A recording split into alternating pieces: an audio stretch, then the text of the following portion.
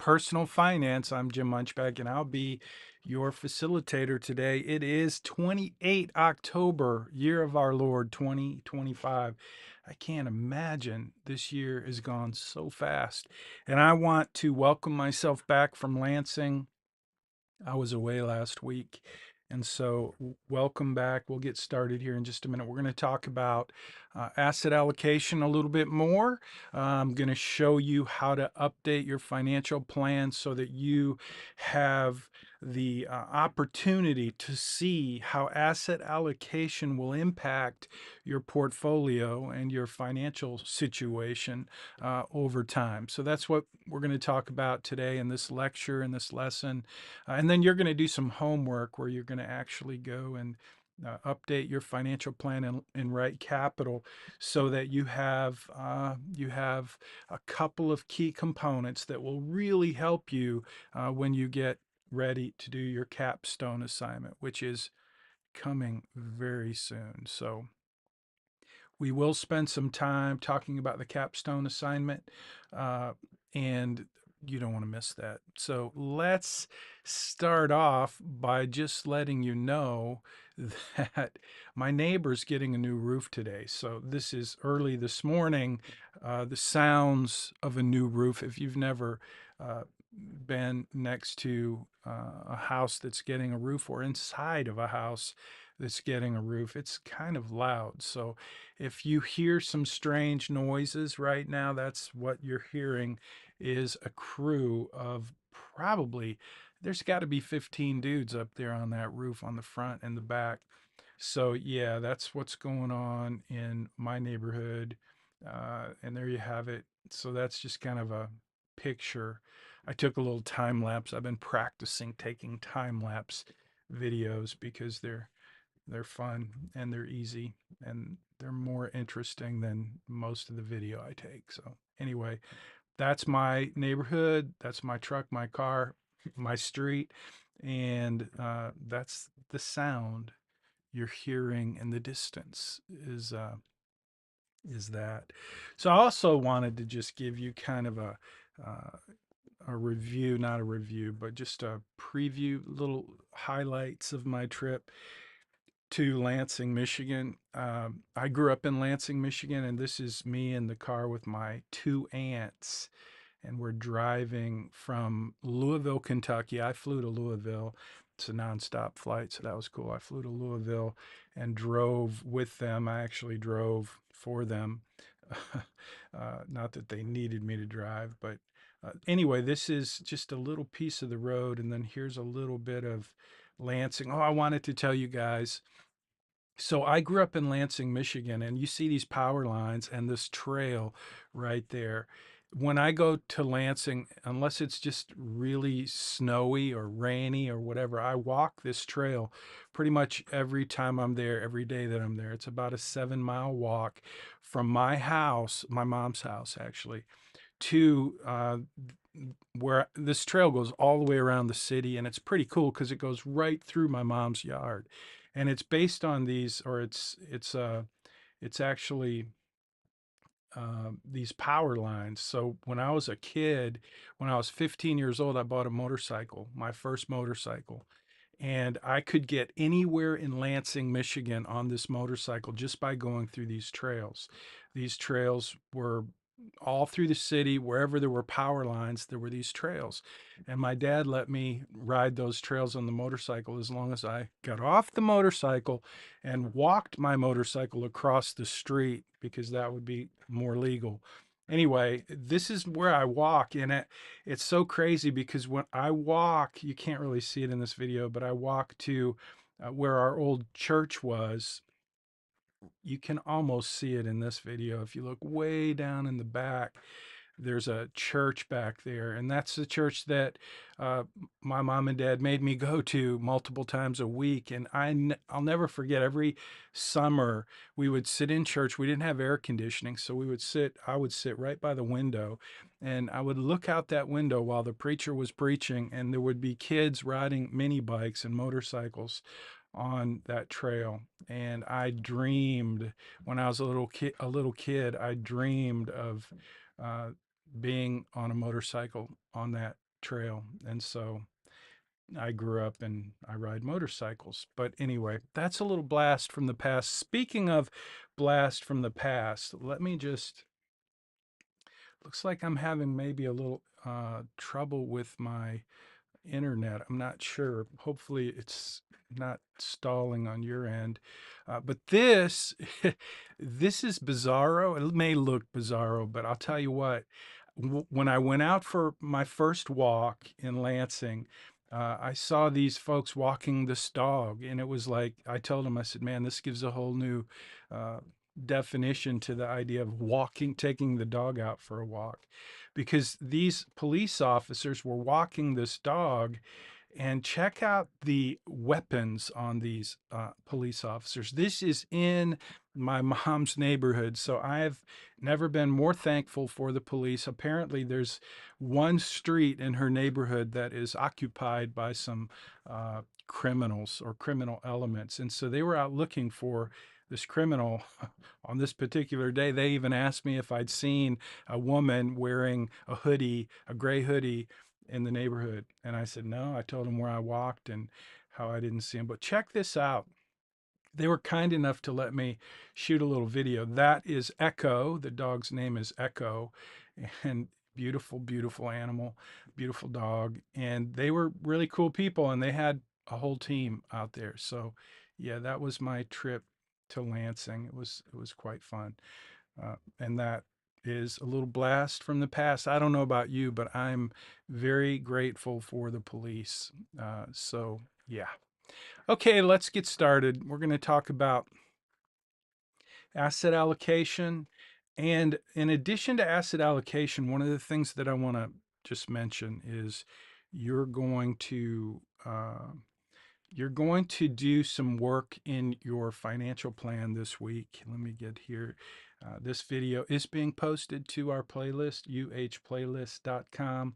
And there is a link in this video. Now, you're not able to see it at the moment in real time because this video has not yet been posted to that playlist because it's a live stream, and we're live streaming to YouTube, Facebook, LinkedIn, and X, maybe some other places too. But it will be in uhplaylist.com. So that's where you're going to want to go. And you're going to see in the description, you're going to see this post. And I want you to look for this post, hopefully. It's not working at the moment. What does that mean? Let me try something. Good night. I'm having technical difficulties. Well, okay, you're not seeing my iPad, but I promise you, what is that? I must have unplugged. Well, I don't know what to tell you. There's always something. So yeah, I'm having a little trouble there. Let me see if I can get that to go. I apologize, but my iPad is on, but it's not working, and I don't know why. I probably unplugged the cable, but anyway, I promise you, there is going to be a link by the time you're watching this. Hopefully, there is a link in the video that goes to this post, and it's basically the same thing that you'll see that you'll see in Canvas. And so, gosh, I wish I could show it to you because I'm looking at my iPad, and I wanted to just mention you're going to do a retirement calculator. Okay, so let me just talk about that for a minute because this is this week's class collaboration. So here you go. It is 10:10 a.m. and I'm going to share with you what this week's class collaboration is. This week, I'm going to ask you to do a retirement calculator. You can use any tool online you want to use. You could just Google retirement calculator, okay? Retirement calculator. Think about what you would do. What would it accomplish to spend a few minutes and do a retirement calculator? I mean, to me, it's very common sense, but for you, you've probably never done it. You don't need to do a retirement calculator because you have RightCapital and you're building out a financial plan this semester. And that financial plan has tremendous amount of information and detail related to your financial or to your retirement. That's a big part of financial planning, and that's what you've been learning this semester. So why are we going to spend any time doing a retirement calculator? Here's why.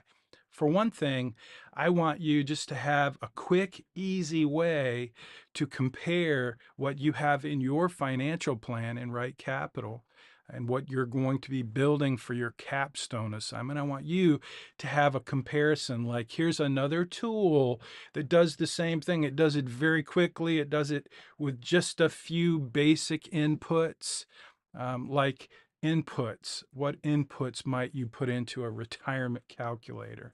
Your age, uh, how old you will be when you retire, how much money you make, how much money you're saving, how much money you want to take out when you retire. All of these are inputs. And it takes just a couple of minutes for you to complete a retirement calculator online. And that's what I want you to do because I want you to have the extra experience of creating a retirement calculator, which is like a mini retirement plan with all of the major inputs. And I think, I hope, I believe that in this assignment, in this week, you're going to have kind of some lights come on so that you can see the big picture of retirement planning for yourself. That's number one. That's the reason we're doing the retirement calculator. It's just simply an activity, an exercise, a small little piece of homework, if you will, for you to be able to compare what you have in RightCapital in your financial plan with this other tool. And like I said, there's a link in your assignment to a retirement calculator. But I don't care what tool you use. You can use any tool you want. It just needs to have those basic inputs that are part of a retirement calculator. And if you're not sure what that is, start with ChatGPT. GPT. I always get the T and the P backwards. Toilet paper? No. PT, ChatGPT. Thank you very much, or Google, whatever, just find what elements are part of a retirement calculator. And in fact, it'd be kind of cool if you used Chat GPT to do your retirement calculator. That'd be very interesting to see. I've never tried that, but I'm sure it would be as good or maybe better than another tool online. But they're all over the place, and you're going to do one this week if you want to get credit for this week's assignment. So you're going to do that, and you're just going to share. Now, that is, again, the class collaboration part of this is to tell me, why are you doing a retirement calculator? Why am I asking you to do a retirement calculator? What is the purpose of your retirement calculator this semester? And again, just so you know, that purpose is I want you to have another tool that gives you kind of a second opinion about your retirement plan. And I want you to get a quick, easy, fast mini retirement plan. So that's really it. I just want you to understand the big picture of retirement planning and understand how a retirement plan is calculated in a different method with a different tool outside of RightCapital, just to help you put it in perspective. So you can say that any way you want, but that's this week's class collaboration. It's the secret class collaboration that you need to comment on in Money Study Group. Or if you prefer, you can leave a comment here in YouTube or LinkedIn. Just make sure you grab a screenshot of you sharing what I just asked you to summarize about why you're doing a retirement calculator this week in personal finance. So that's your class collaboration. Okay, let's see. What else do we have? I'm looking. I did want you just to see that I do have on my iPad here. This is the post, just so you could see that. I don't know why it's not letting me show you here, but it's not. So anyway, sorry about that. We'll get back to what we have, the tools that are available. So let's start with, I wanted to do, I think I have this cool little movie I was going to play, but it's kind of just a screen show.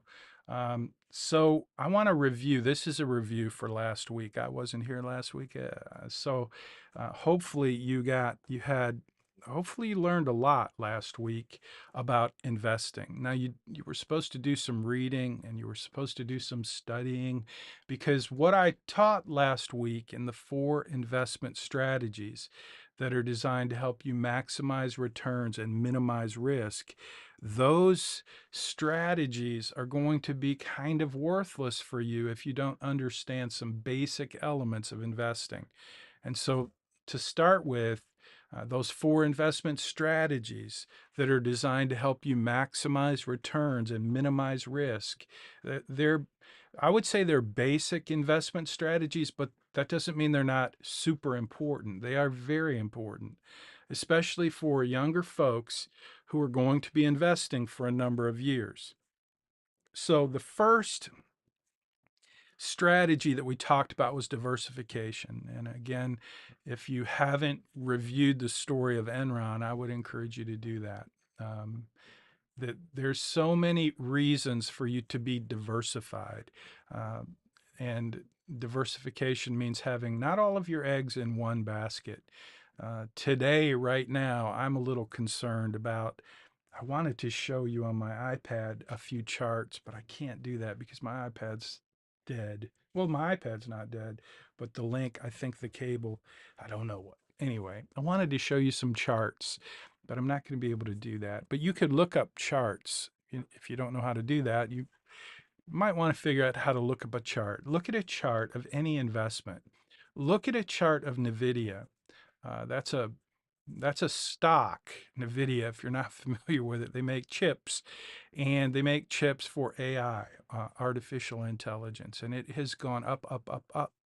And I'm concerned because if you buy an investment, if you invest in an ETF, an exchange traded fund, if you don't know what that is, then you should go back and do a little bit more homework and review it. You should know what an exchange traded fund is by now, or even a mutual fund or an index fund.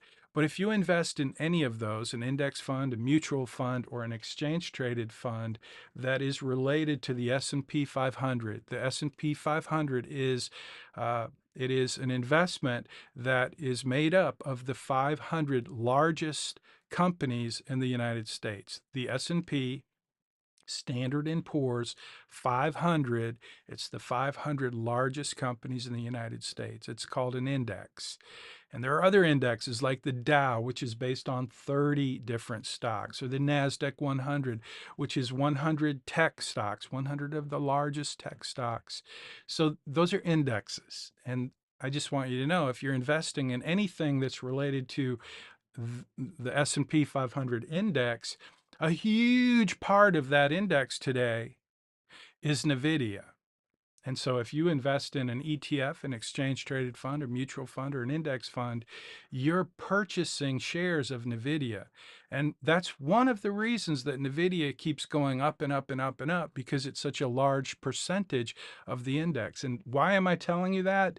Because you may think you're diversified. This is my concern. This is just me telling you what it seems to be going on in the world right now. We have this frenzy for artificial intelligence.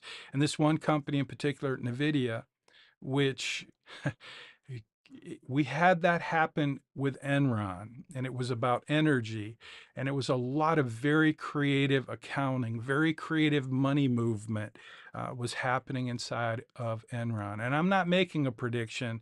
I'm just telling you what keeps me awake at night, because I have a lot of clients with a lot of money, including myself, invested in the market. And NVIDIA is one of those companies that seems to me to be the kind of chart. If you look at their chart, you'll see what I mean. It goes up, up, up. It's the kind of chart that makes me think, what could possibly go wrong? So diversification is very important. If you're investing in anything in the S&P 500 right now, you're not as diversified as you used to be, but it is what it is. Just FYI, you should understand diversification. It's important. The second investment strategy that we talked about was I believe we talked about asset allocation second, and it is the most important determinant. Asset allocation is the most important determinant of your portfolio's returns. And so, what I need you to do, what I want you to do, what you should do for yourself is understand the difference between asset classes. I already talked about the S&P 500. Those are US large cap stocks. That's an asset class. And then there's small uh, company stocks. I'm getting messages on my screen. Sorry for the distraction. It's distracting me, probably not you. But so asset classes, large US stock, small cap, that's small startup stocks, international stocks, bonds, those are all different asset classes. And if you don't know what an asset class is, you should spend some time. If you want to be successful as an investor, you need to understand asset classes. So do a little review about that. Uh, and let me see, I think I've got another screen here, so you don't have to, yeah, it's not that different. But do some review about asset classes, because asset allocation is all based on asset classes. And if you don't understand what they are, it's just going to go over your head. But it is the most important. Asset allocation is the most important determinant of your portfolio's returns. So you want to understand it, you want to take advantage of it. Number three was dollar cost averaging. Hopefully, you got a lot out of the story of Farmer Joe buying cows, and the price of cows went up and down. Well, that's dollar cost averaging, and I believe it is the most powerful investment strategy available for younger people who are investing over time. Dollar cost averaging can help you grow your wealth. It helps you maximize your returns and minimize your risk. And all four of these investment strategies do exactly that. The fourth one was portfolio rebalancing. So I talked a little bit about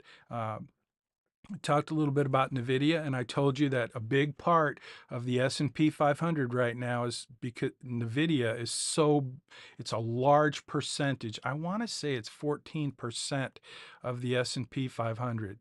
But if you combine NVIDIA, Microsoft, Apple, Google, and Amazon, it's 40% of the S&P 500. You can check my numbers. I don't claim to be completely accurate about the percentage, but it's a huge percentage of the S&P 500. So just think about it. If we had something happen where we lost our enthusiasm about AI, artificial intelligence, or we discovered that it's somehow not going to create the kind of wealth effect that we think it is with businesses using artificial intelligence. If something goes wrong, we have a perfect storm right now for everybody is in love with AI, including me. I think it's an amazing technology like the internet.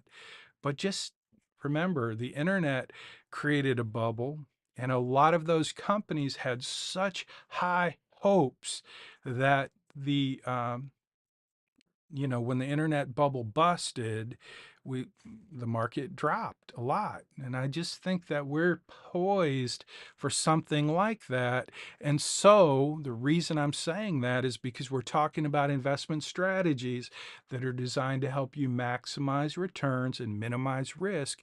Portfolio rebalancing is the fourth one on the list. And if you had a portfolio and you're going to do your own asset allocation this week, and let's just assume that you had 25% of your portfolio in four different asset classes. So one would be US large cap stocks, NVIDIA, S&P 500. That's 25% of your portfolio. Another 25% would be, let's just say, small cap stocks, little company stocks. startups, okay? And then let's say 1/4 of your portfolio is in international stocks. And then the fourth asset class, the fourth quadrant, or the fourth 1/4 of your portfolio is invested in bonds. Well, if you haven't noticed, because interest rates went up so high so quickly, the price of bonds is inverted. If interest rates go up, the value of your bonds goes down. That's something you might want to know. But if you didn't know that, now you do. If interest rates go up and you own bonds, the value of the bonds goes down. And if interest rates go up fast, the value of your bonds goes down, and it goes down fast. So if you have a portfolio that's in 4 different quadrants and one of them is bonds, and the bond value's way down and the S&P 500 value is way up, a good idea would be to rebalance your portfolio so that now, let's say that 25% of your portfolio 3 years ago was in the S&P 500, large US stocks. And that segment of your portfolio has skyrocketed. So now instead of being 25%, let's say it's 45%. But the value of your bonds dropped. So instead of it being 25%, let's just say it's 15%. Okay? Hopefully I'm not confusing you with the math. Math can be so confusing. But just think of it as a piece of pizza with 4 quadrants, and one piece of the pizza got really big and another piece of the pizza got really small. So you still have 4 pieces, but you have one small slice and one very large slice. Portfolio rebalancing is just making all 4 of those slices even again. So what happens is you would be taking profit from those stocks that went up, the large cap, and you would buy more of the ones that went down. So just think of Farmer Joe and how it worked buying cows. Portfolio rebalancing is a lot like dollar cost averaging, except it's just something you do over time. You rebalance your portfolio. I would say you should do it every quarter, every 6 months, maybe every year, but it should be done on a regular basis. So that's portfolio rebalancing. So diversification, asset allocation, dollar cost averaging, and portfolio rebalancing. All of it is based on asset classes. So if you don't understand asset classes, you should do that. You should spend a little time and get to know that. Get to know more about asset allocation. Okay, let's see. I am going to talk a little bit about your capstone because the uh, one of the things you're going to do, you should have already. I got an email from a student this week, not sure how to change. They're asking me about making themselves 10 years older. And I was like, seriously? That was like, I talked about that in like week 4. So anyway, I suggested to this student they may want to check in with GroupMe and ask that question. That's what I do if you ask me a question by email that I've already covered, and I was puzzled by that question. So hopefully you got your question answered if you're the student who was asking about that. But that was something you did a few weeks ago, is change your age in RightCapital. And again, the reason we did that is so that you could have the perspective of having graduated, and we instructed you to go out and buy a house. You were supposed to do some research to figure out if you graduated and if you got the job that you hope to get in your field. You were supposed to do some research and figure out how much money would you make. And then we did take your financial plan and adapt it as if you were 10 years older and you're already graduated and you're earning that money that you would make if you had that dream job that you wanted. And from there, I told you you had to go get in debt. You had to buy a car. you had to spend 10 grand at least with a credit card and then do a little research to figure out what's the interest rate on those things. And then also you had to buy a house. Like you had to figure out if you were going to buy a house and you were earning this much money, how much house could you afford? How much house should you afford? What kind of mortgage were you going to get? You did all that. And most of you did an awesome job with that, but apparently some of you, a couple of you maybe just are a little behind. Uh, Good luck if you're behind at this point and you haven't done that. But this week is a little different. I'm going to ask you to show me that in your financial plan, not only are you 10 years older, but you've been investing in your 401k for 10 years. And yet you've probably already done that. Many of you have already demonstrated with your 401k that you have contributions for 10 years. So you came up with a number and you changed the balance in your 401k based on the idea that you've been contributing to it for 10 years because you're 10 years older. And most of you already know that you based that contribution in your 401k on the amount of matching funds that you received from your employer.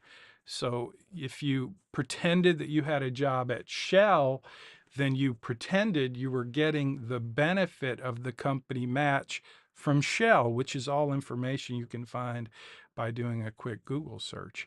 But anyway, all that to say, most of you have already done this, but if you have not yet done this week, I'm going to ask you to show me that you've invested 10 years in your 401k. And the reason I want to make sure you've done that in your RightCapital plan this week, the reason I want to make sure you've done that is because this week your assignment is to play with your asset allocation. And I would love to show you how to do that. If what I'll probably do is just post an older video where my iPad was working, and you can scrub through that real quick on YouTube in the playlist and see me showing you how to play with asset allocation. It's super easy in your RightCapital dashboard. I'm so sorry I can't show you. I don't know why my iPad's not letting me show you, but I'm going to try it one more time just to see. Actually, what I'm going to do, I'm going to play this little video and I'm going to go, I'll be right back. I'm going to play with something on my iPad. Give me a minute.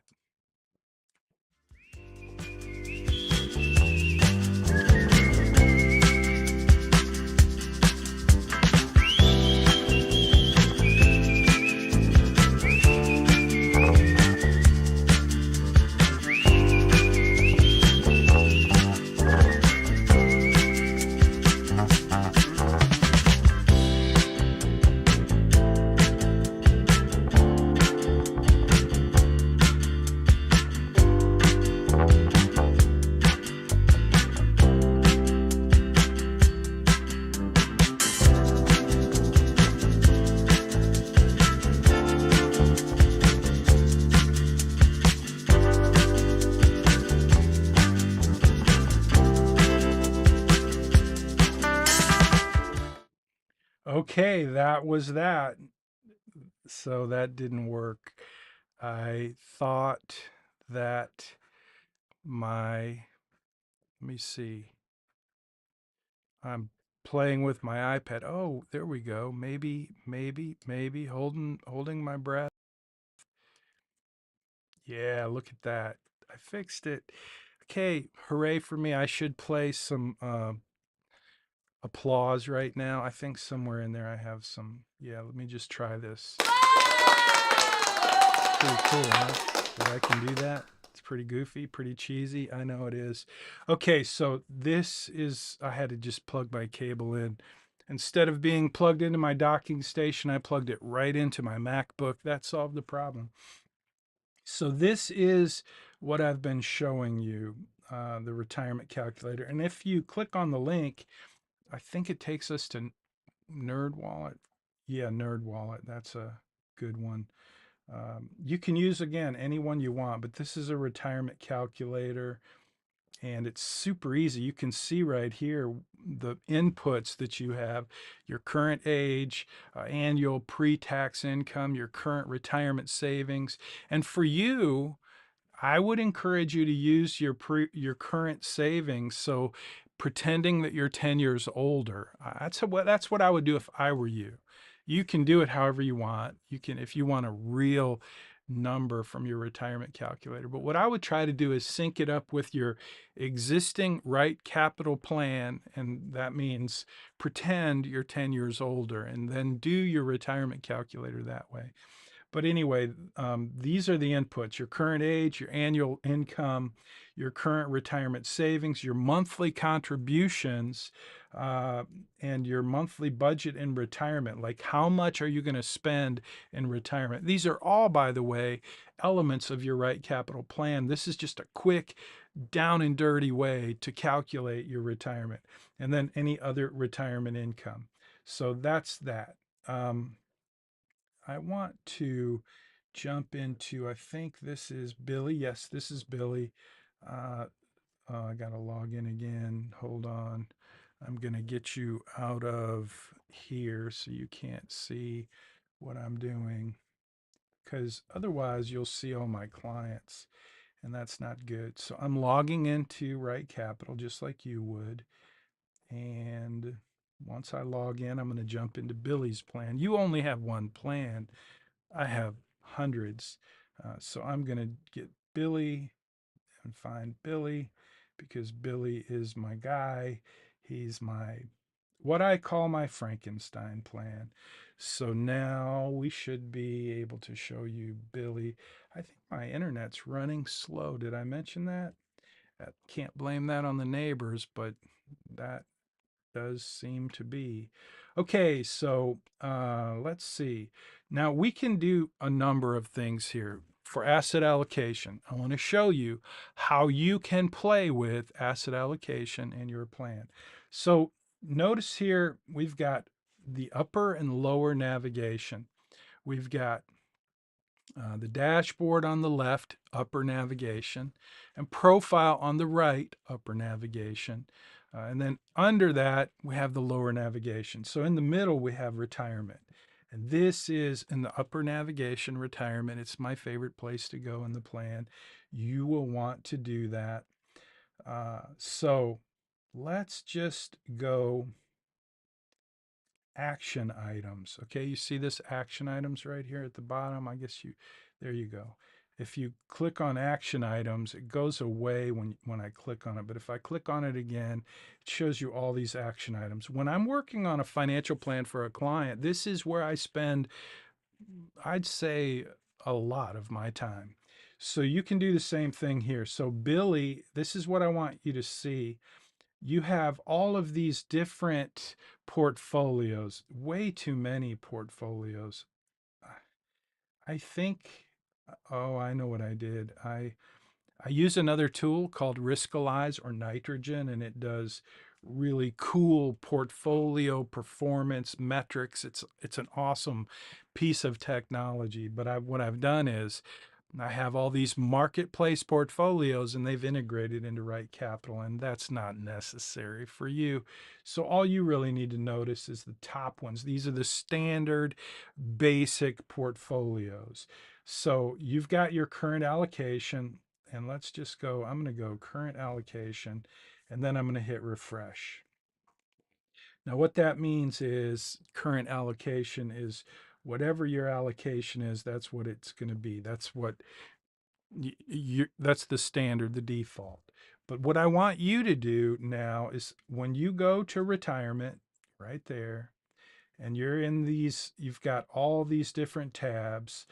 I want you to just go down to the action items, and the top right, strategies, asset allocation. That's your job this week, is to play with asset allocation. So you're just going to click on that, and let's just go to preservation. Don't forget, when you do that, when you change anything in this action item, you have to hit refresh. So there you have it. We hit refresh. I'm going to turn off this and get it out of the way. So when we hit refresh, did it change anything in Billy's probability of success, I wouldn't worry about that. Billy's plan is, well, it's a Frankenstein plan, and I'm not sure if it changed anything or not. But what I want to do is go, now I'm just going to go to aggressive, and I'm going to hit refresh and see if that changes from a 60%. It doesn't. So that's because I wouldn't worry about that. That's because Billy's plan is a mess.